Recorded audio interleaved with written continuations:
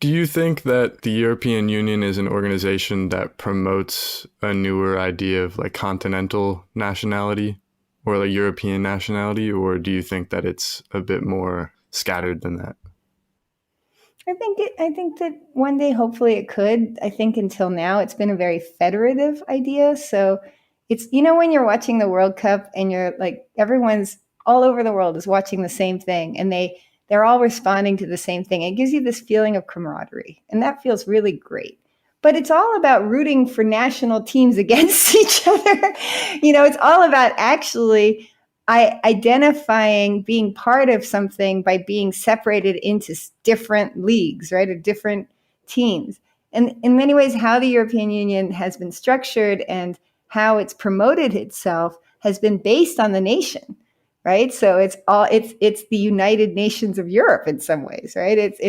Italians who are in the EU. I know of very few people who identify them as EUians. They might identify themselves as Europeans, but that existed before the EU. And that was usually about not being Asian or not being African or not being American, not about the EU. So I think the EU has tried to emphasize inclusionary politics and inclusionary identities, and I really do respond well to that. But I don't think it's created a Europeanness on an identity level yet, or maybe it is now with, I think maybe COVID did something, or I don't know, maybe it is, and I don't know yet, and I'll be embarrassed about saying what I've just said. It's from an American perspective, I feel like there's a lot of, I'm kind of torn between rooting for a more combined Europe and a more cooperative Europe, mm-hmm. and seeing how that all works out. But then mm-hmm.